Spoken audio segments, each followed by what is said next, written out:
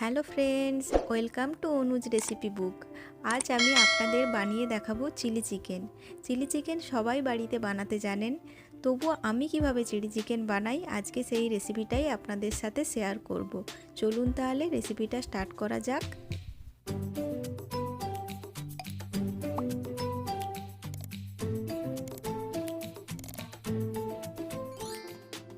Chilli chicken বানানোর জন্য আমি এখানে 250 গ্রাম বোনলেস চিকেন নিয়ে নিয়েছি। এবার আমি এর মধ্যে 1 চামচ আদা রসুন বাটা আর 1 চামচ সয়া সস দিয়ে দিলাম। এবার চিকেনটাকে আমি ভালো করে মাখিয়ে নিচ্ছি।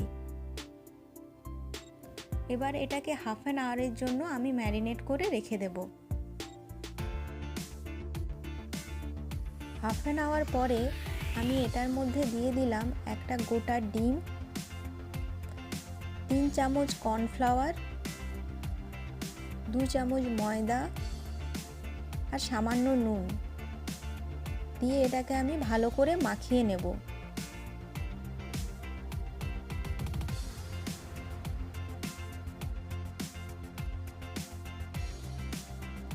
চিলি চিকেন বানানোর জন্য যে সসটা লাগবে এবার আমি সেটাকে রেডি করে নিচ্ছি।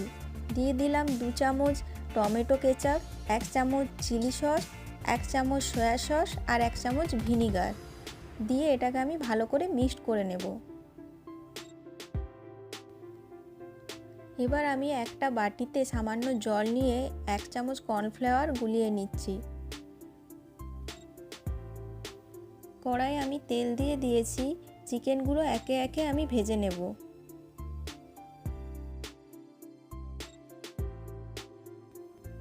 লো ফ্লেমে চিকেনগুলোকে আস্তে আস্তে ভেজে নিতে হবে। চিকেনের এক পাশ আমার ভাজা হয়ে গেছে, এবার চিকেনগুলোকে আমি উল্টে দেব।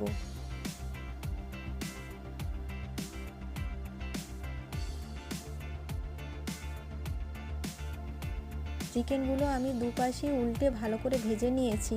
এবার আমি এটাকে নামিয়ে নিচ্ছি। এই একইভাবেই আমি আর বাদবাকি চিকেনগুলো ভেজে নেব।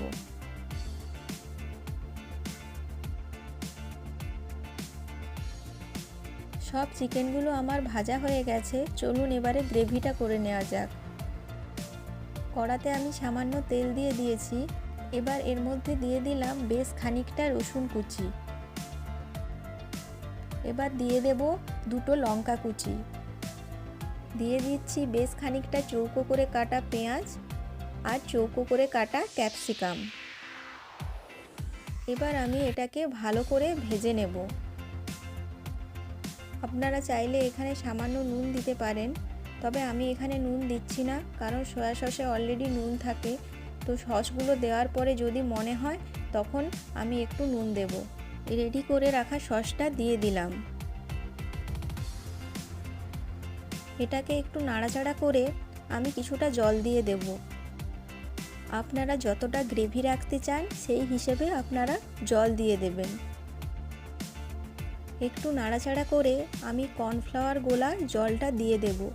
কর্নফ্লাওয়ারের জলটা দিলে গ্রেভিটা কিছুক্ষণ পরে ঠিক হয়ে আসবে। এর মধ্যে আমি ভেজে রাখা চিকেনের পিসগুলো এবার দিয়ে দিচ্ছি। এটাকে এবার কিছুক্ষণ নাড়াচাড়া করে নিতে হবে। দেখুন গ্রেভিটা আমার ঠিক হয়ে এসছে।